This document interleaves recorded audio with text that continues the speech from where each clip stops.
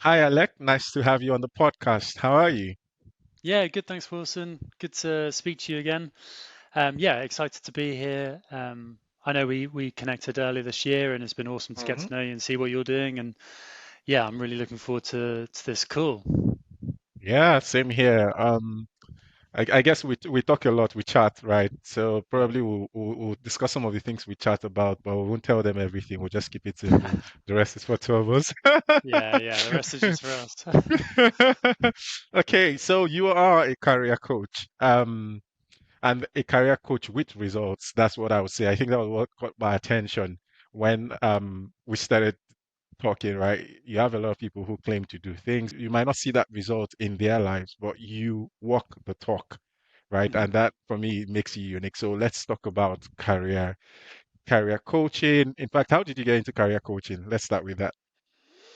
Good question. Yeah, I mean, early on my in my career, I was very career focused. I had very ambitious career goals. I wanted to push myself hard. I wanted to get ahead.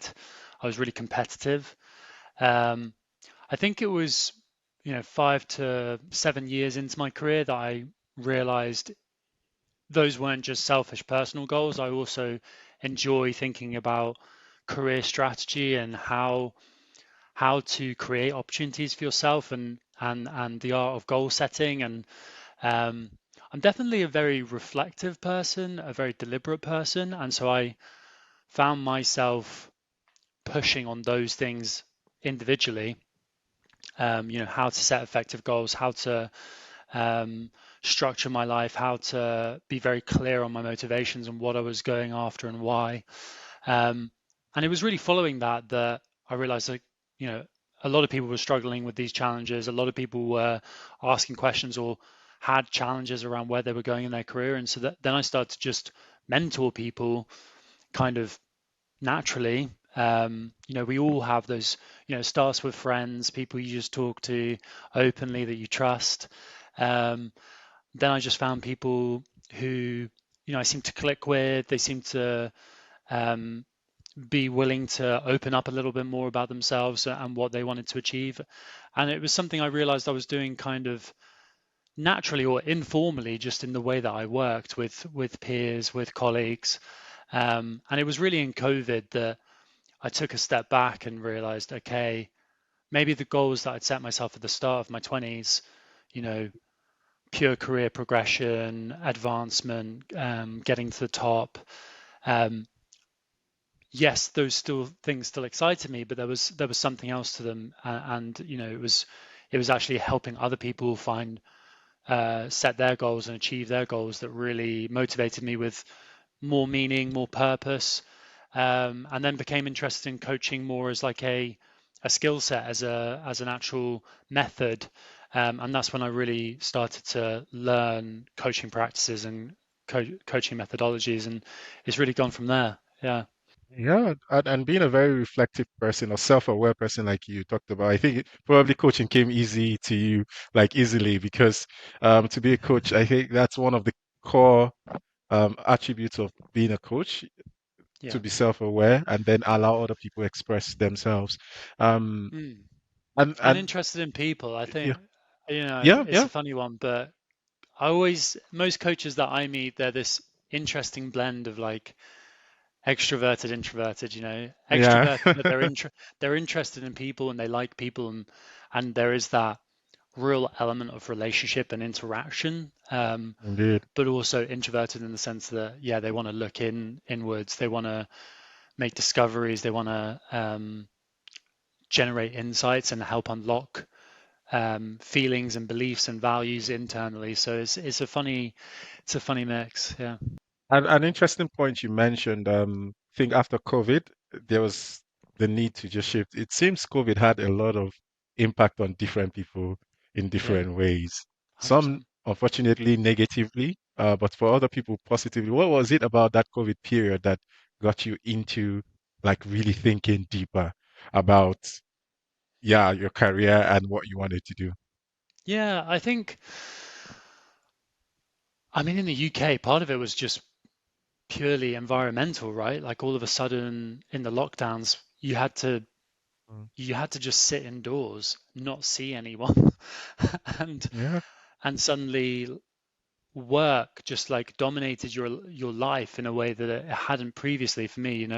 All of my interactions were through work meetings, virtual meetings.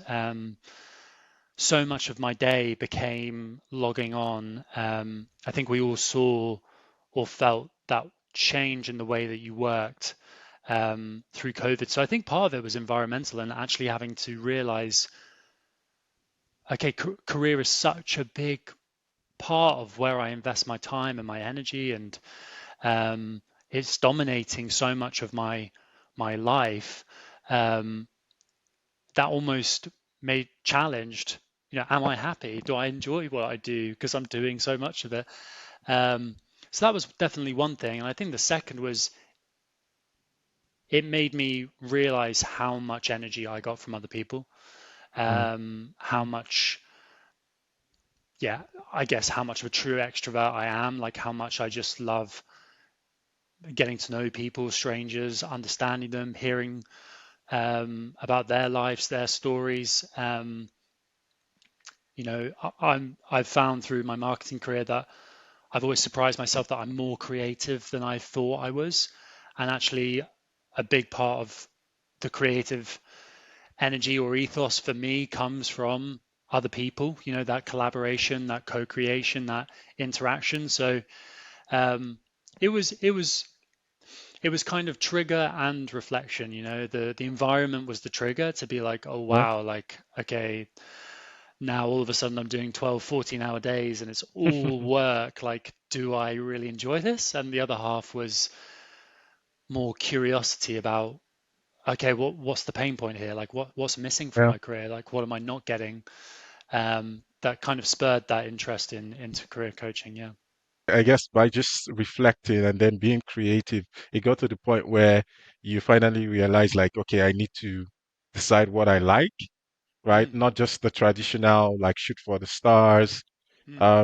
And it's not wrong, but how do I even go about that? So maybe if you can walk us through what it means to really own your career, because after going through that phase, I'm sure you really owned your career. Now you were clear on what you wanted to do, how you Mm. wanted to do it, probably how long you want to do it as well. So what does it mean to truly own our careers and be like CEOs of our own life?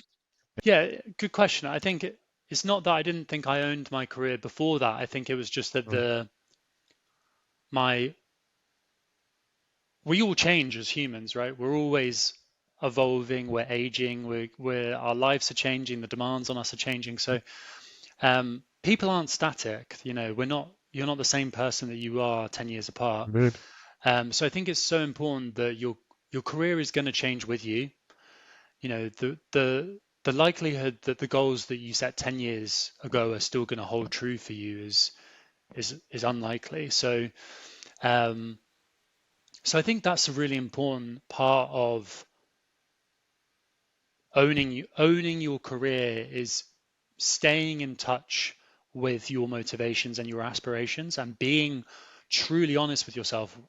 What are they? Like, what do I want to get from my career? What role does my career play in my life? How important is my career to me?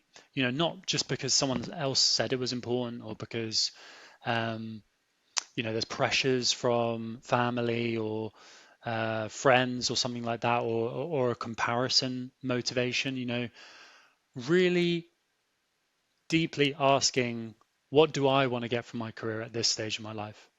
I think that's where you have to start. And for me, it was just a case that I certainly think I was the CEO of my career in my 20s. It was just that my goals were very much the typical progression, advancement, Yeah. achievement orientated. I think that COVID period, it shifted in my 30s, and I said, okay, now I'm optimizing for something different. One of them was Mm. autonomy. I wanted genuine agency around my career, what I did, the choices I made, um, ownership of my outcomes. That became suddenly much more important to me, and then the the people aspect of it. I said I didn't want to have a career anymore that was focused on a product, that was focused on Yeah. a thing, for lack of a better word. I wanted to be focused on people and helping people to unlock their goals, unlock their motivations. So that those were some of the big things for me. And I think ownership of your career, being CEO of your own career, it starts with self-awareness and honesty with yourself about what do I want for myself. That's a hard question to answer, and a lot of people, Agreed. yeah, and it's hard. Like, there's no denying that, right? And that's why sometimes you adopt the goals of others, or you accept goals that are projected to you. That's not to say there's anything wrong with that. That can be powerful to be inspired by the actions of another person. But the important thing, what creates durability and consistency over time, is the fact that it holds true for you. Yeah. Otherwise, you're opening yourselves up to the risk that 2 years from now you've pursued a goal that wasn't really yours, and you go, I'm kind of unhappy.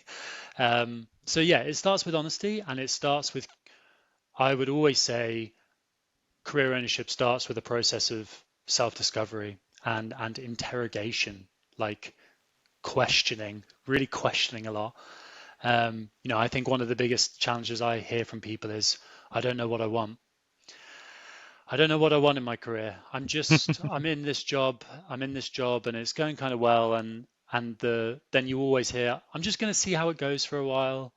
Yeah. I'm going to give it another year, see how it goes. No, don't give it another year. Another year of your life?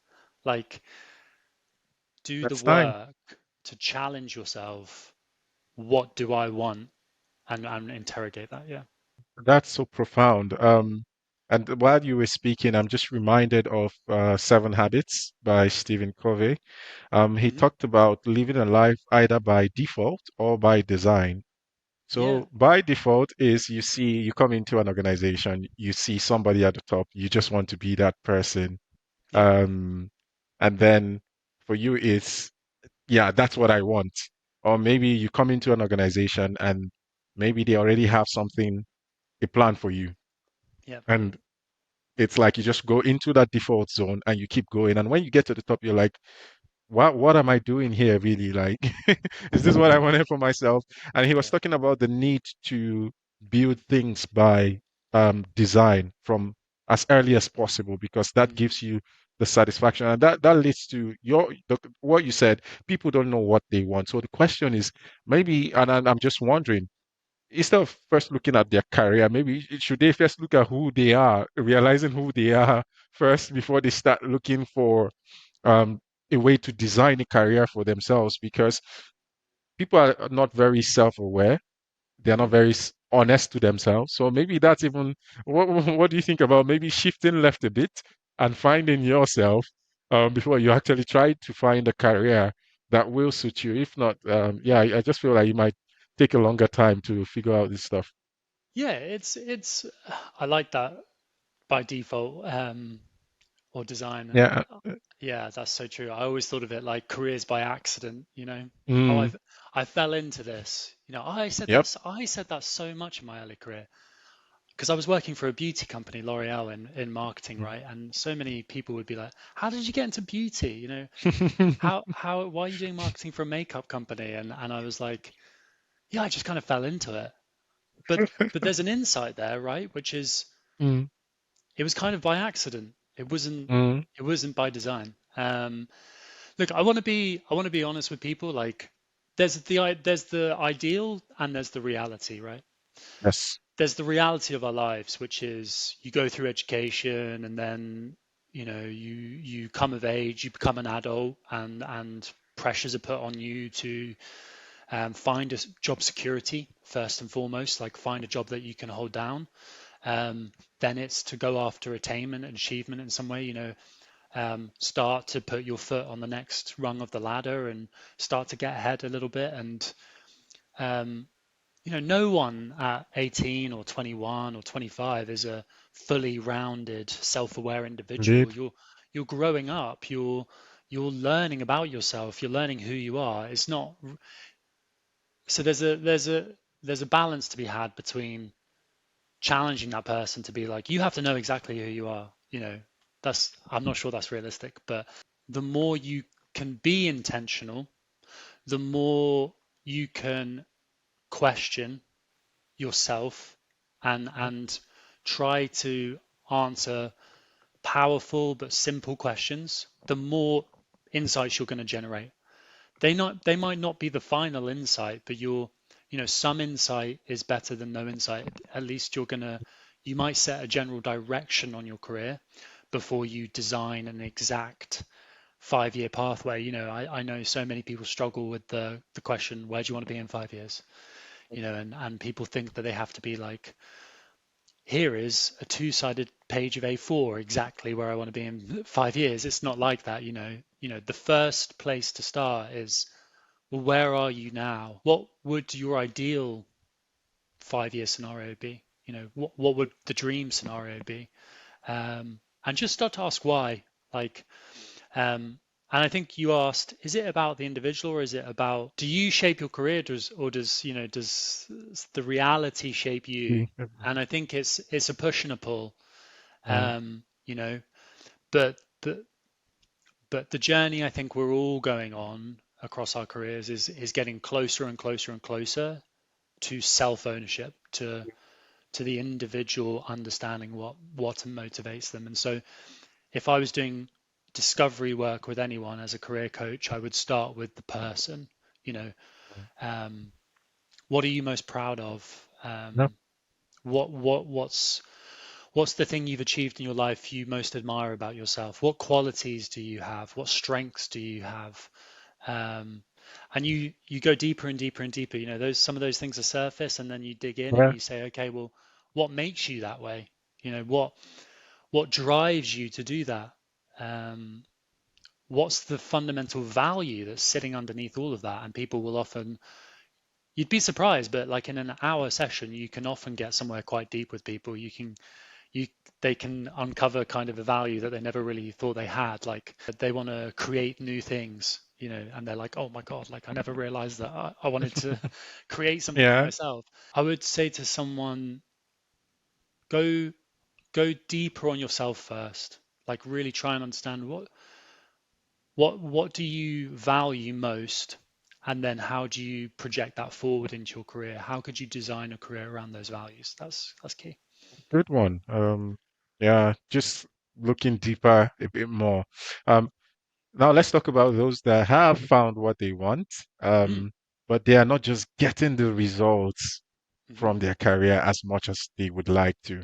You mentioned there was a period where you were working really hard, but it was not translating to the kind of rewards or mm, career progress you want.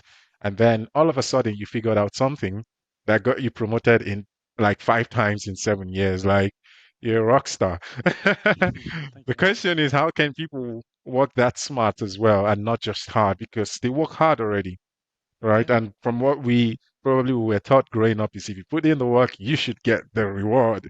But now yeah, you're putting in the work, but the reward is running away from you. How do you bring yeah. it back and just make sure you get that kind of acknowledgement and re achievements and rewards for the kind of effort they put in? How can someone do that?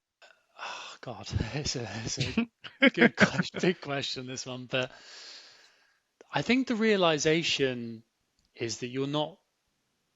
When people say to you, just work hard and things will come, Mm, it's implied that like I always think of that as like you're running a race, but you're the only runner. So if you don't run hard, you're not going to get anywhere. Like that's kind of the work hard thing is like you have to run to actually be in the race. That's kind of the foundational point. Work hard is kind of a prerequisite. But then when I think you get into your career, you realize it's not just about what you're doing. You're not running a race in isolation, you're running a race against a hell of a lot of people. Life is your career is fundamentally competitive. Other people are going for the things that you're going for. There's one job and there's, you know, well, online, there's 1,000 applicants. Well, In the office, there's one job and there's 20 people going for it. And that can be especially true in your early career, where um, it's harder to differentiate between people in your early career because there's less experience behind you. So really work smart. I think about working hard as like reflecting on yourself. Are you running hard in the race, in your race? Like, are you working hard enough? And then I think about working smart as, are you running the race effectively against other people? Um, that's how I kind of think about work smart. And it's realizing that you can control elements of that race that you might not be aware of.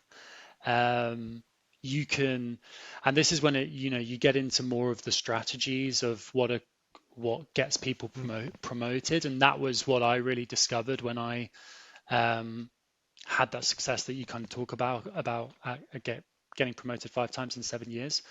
I did a whole year of just working as hard as I possibly could, and at the end of it, they were just like, mm, "Thank you so much for the hard work, but you know, we're not promoting you." And it's like, okay. So I moved somewhere else, and then I started to really question, okay, well, what is it that's getting people promoted? If it's not the hard work and it's the results, what is working for people? And I kind of think about it in three key areas or factors. okay. One is performance. Are you a credible candidate? Are you achieving results? Are you delivering impact? That's the non-negotiable. Mm-hmm. The second piece is fundamentally personal accountability. Um, are you clear on what you're trying to achieve? Are you clear on when you want to achieve it by? Um, do you have a plan for how you're going to execute that strategy? So that's kind of like how you manage yourself, how you organize yourself to progress your career. Do you have goals? Are you measuring them? Um, are you being proactive to pursue promotion opportunities and find them? And the final piece is relationships, because careers are fundamentally about people. Um, do you know who is making the final decision? Who is going to, someone Mm-hmm. is going to decide whether you get promoted or not. Do you know who that person is? That's something so many people struggle to answer that question. Well, I think it's my manager. Oh, but it might not be your manager, So really understanding the decision-making map of your organization, like where does authority and decision-making rights lie in the organization for who gets promoted, who decides the budget, those sort of things, and then having a really effective networking strategy to influence those people. Those are the kind of three things: the performance and credibility, personal accountability, clarity on what you're going after, communicating it, being proactive, setting your own goals, and the last piece is relationships. How are you influencing other people to get to the decision? No, I really I like this three stage method, and I like the emphasis on performance being the first thing because um there's always this dichotomy sometimes where people focus more on the relationships than on being people who deliver. So it Mm-hmm. becomes just very political, right? And it makes the job of whoever you have a relationship with a bit more difficult to actually get you promoted because Mm-hmm. um the data is not there to show that you're a top performer. But honestly, most people actually sit in like they perform really well. They are goal getters, but they just lack knowledge on this other part. And for me, I find it a bit frustrating. Yeah. And when I figured this out, I was like, what? I've been putting in this much effort. I'm not saying I regret it, but maybe I should have been a bit more strategic. Yeah, and then maybe that would have given me some of the things I wanted a bit faster. But thanks for walking us through that. Um, you're one of the few people who still has like a full-time job, right? Mm, But has been able to start something over the years on the side. You have a like big presence on LinkedIn. A lot of people see your content. I think the first time I saw your content, I learned a lot from it. And usually people feel it's not possible to have a full-time job and still do mm, something outside of work that can create impact, right? And yeah. you've shown that it is possible. So the question is, how can someone balance that top performance at work Mm, to get promoted and still create that impact that people look at you even outside the organization and they respect you for what you have to offer? I think that's what everyone to a large extent wants, but most people are not clear on even how to, they don't even think it's possible. So, and then yeah, how yeah. to go about that. So, yeah, what are your thoughts on this? Is it possible? It's And definitely how do you go possible. about it? It's hard. It's hard. It's hard. I mean, Yeah, let's not pretend these things are easy, right? So, like performing well in your job and having a vibrant social life and taking care of your family and yeah. maybe your partner and maybe you have kids. Um, maybe staying fit and healthy is another, and then to have a side hustle as well. Like that's a lot of things to get right. So I don't want to pretend that these things are easy, but I think it fundamentally comes down to like, are you really clear on what you are trying to achieve and why? Because that is what sustains you. Mm, You have to have the emotional investment and clarity on why you're going after something. I just think there's a lot of people out there who they have aspirations, they have goals, but it comes back to that self-awareness piece. They haven't really interrogated what's driving it.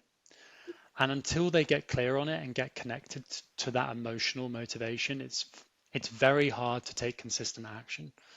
Um, Ideally, you want to get to the point where you can articulate that in a sentence. Where if someone literally asked you why do you have a side hustle, you could say, I have a side hustle because of X, and it just rolls off your tongue. Like that means that you're pretty clear about it. So that's the first thing is like, do you have a clear goal and a clear reason to achieve it? For me, when I first started doing career coaching, it was um, I get joy in seeing other people achieve their goals.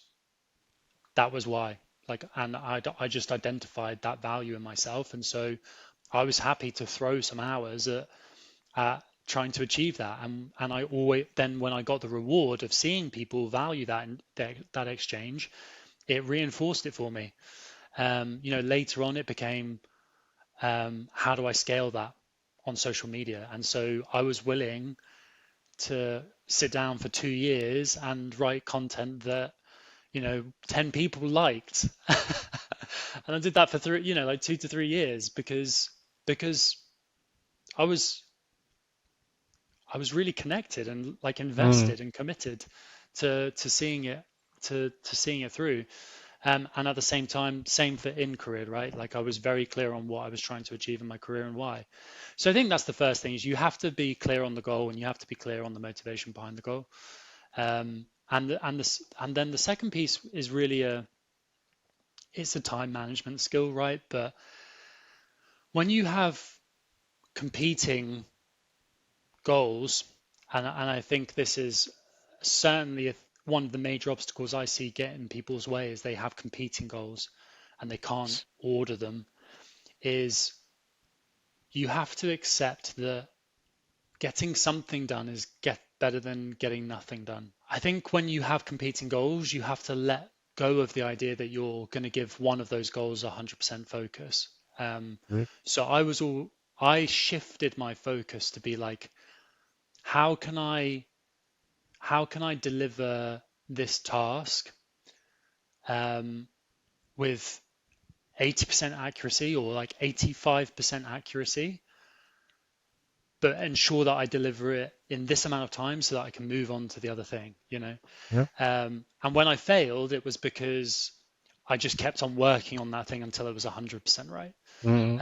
But if you do that, you're never going to get both things done. So that's kind of critical, like um, compartmentalizing and like accepting that there's two priorities and boxing things to be like, okay, I'm going to work as hard as I can in my job from 9 till 5, and then I'm going to do 2 hours of whatever I want to do. Or the way I did it was I got up and I did 2 hours of the thing that I wanted to do the most because I hated starting the day being like, I really want to do this thing, but I have to do my Something. job. Yeah. Yeah, yeah. And then at the end of the day, I was tired, I'd lost focus, I was Yeah. over-caffeinated, and I was like, I can't do it now. So I just shifted my day and I said, right, I'm going to get up an hour earlier and I'm going to start work an hour later. And there was pressure that came with that, people messaging me Yes. like, I was still online. It's still like I was still at my desk. So, but people being like, I need this, I need that, and it created a lot of pressure in the morning. But I was so much happier because I'd done Mm. 2 hours really dedicated work to the thing that I was passionate about, and then I didn't mind, working overtime on work to get what I needed done. So yeah, those would be the two things I'd say. Get clear on your goals and the why behind it, and the second is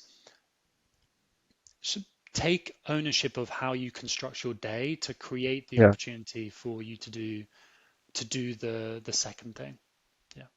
You're spot on. As a productivity coach, I think those are two key aspects of what I actually teach my clients because they happen to be corporate people who want to also pursue their personal goals. And Right. I always start with clarity, right? If you don't have a good reason for doing it, let's be honest, your day job will take over your day, Yes.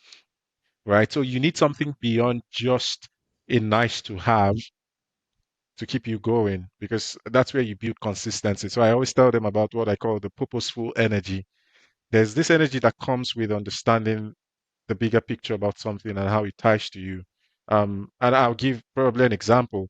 Maybe you're tired, and then someone comes to you and say something like, "My career is falling apart. I really need your help." Mm. Because you're so into it, there's this tiny bubble of energy that will just spring up, and it happens to me a lot. Like Yeah. physically, I'm a bit tired, but somebody's like, "I'm addicted to social media. I waste all my time." I'm like, "Okay, let's talk. I have energy Yeah. for that."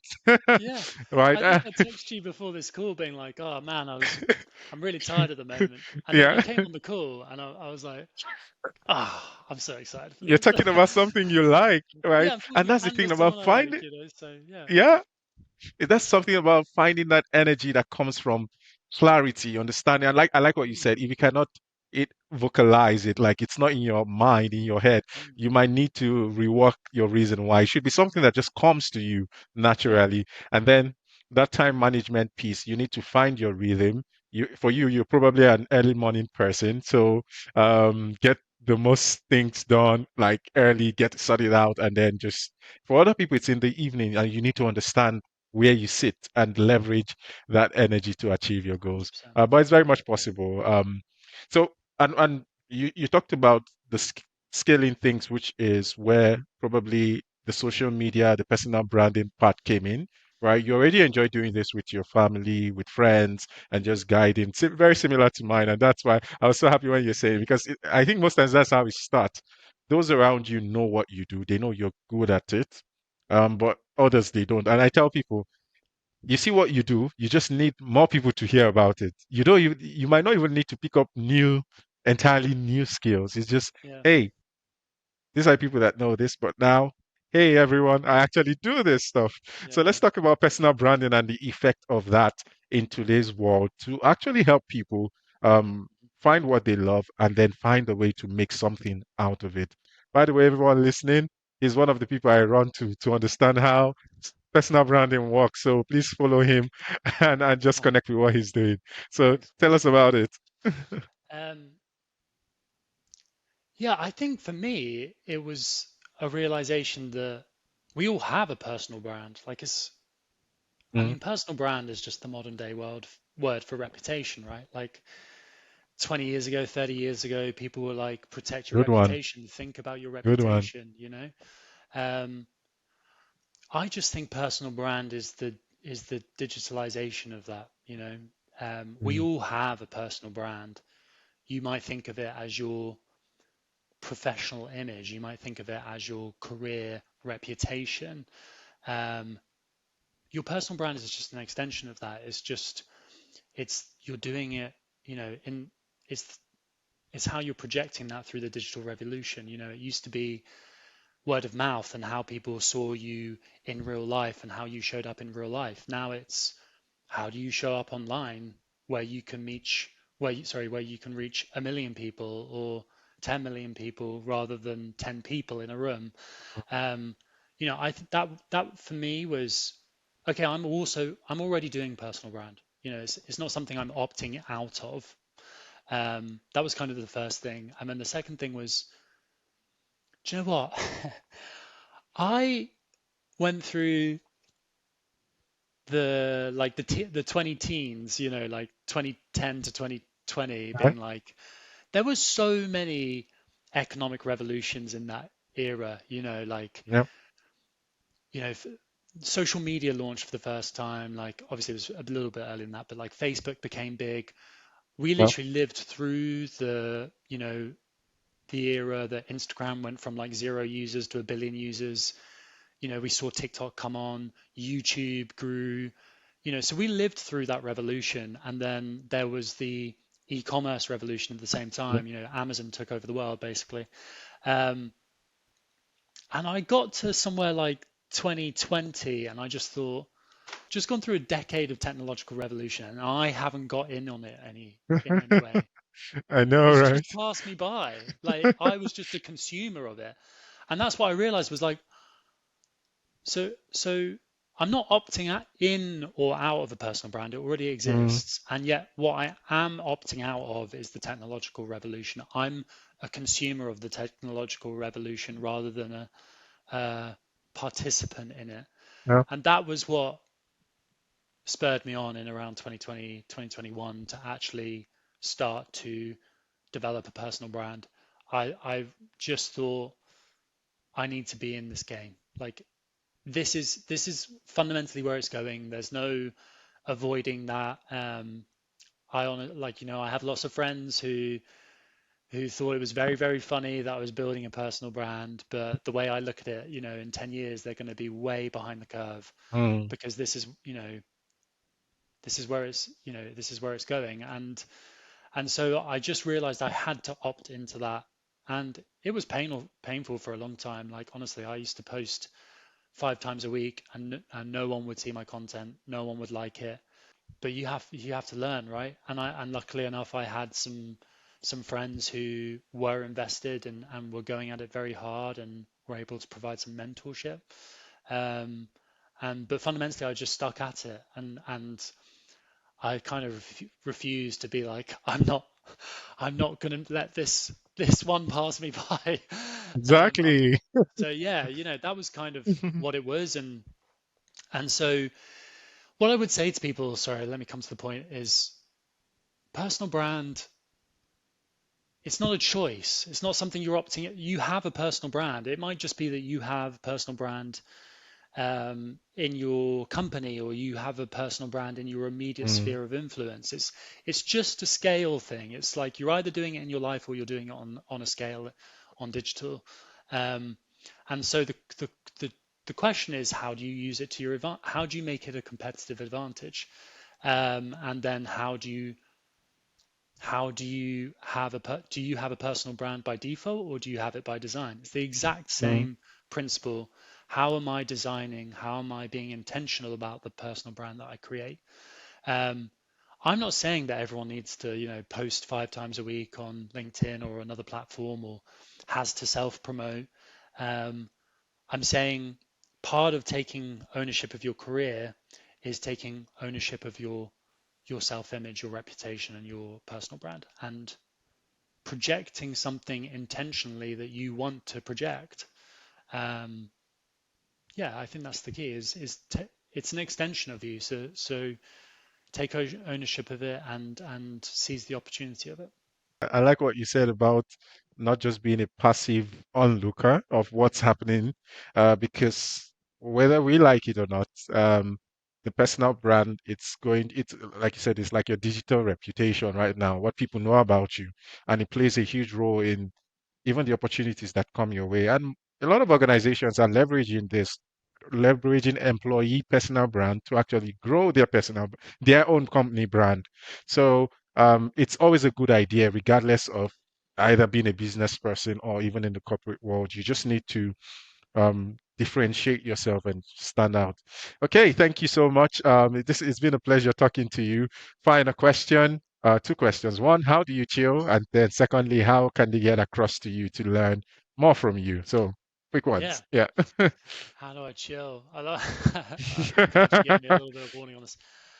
Yeah. Um, yeah, for me, like chilling. I think we do so much online nowadays, and I'm fully Mm, remote in my job, so there's a lot of screen time, and obviously um, doing a lot of my coaching is remote, doing a lot of my content generation is online. So for me, chilling is getting away from screens. It's mm, getting outdoors into the sun, get moving, um, getting somewhere like getting into spaces with people. There's nothing better than like getting into like just a cafe, isn't there, or like a yeah. coffee shop, just with like a bit of hustle and bustle and having like a real honest conversation with like your partner or your family or whatever. Um, or equally like going for pizza and just like being in a cool vibey pizza place and just like chilling. Yeah, that's how I chill, is like getting outside, getting into the sunlight and getting amongst people. That's how I compensate for the screen time. Um, yeah, otherwise I'm a bit of a sport guy.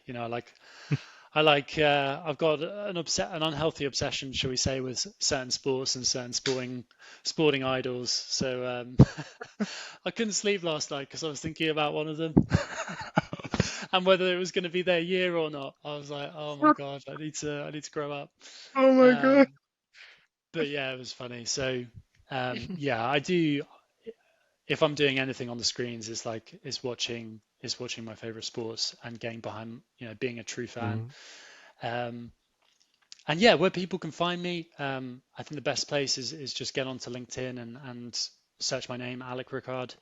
You should see me come up pretty quickly. It will say career coach helping you get promoted in 180 days. I'm launching a newsletter later this month. So if people want to amazing. receive, um, weekly insights into how to grow their career and the strategies behind that, I'm going to be sharing some of the more golden nuggets on that.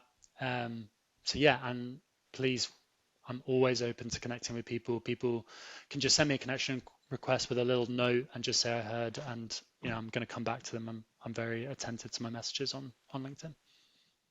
Nice. Thank you. And thanks for sharing a lot here. And Yeah, look forward to the newsletter launching. Yeah, because that will help a lot of people. Thank you thanks, so man. much. And to the audience, please go on LinkedIn, follow him, and yeah, we'll connect again soon. Bye Follow for Will now too. and enjoy the rest of your day. Have a good day, guys.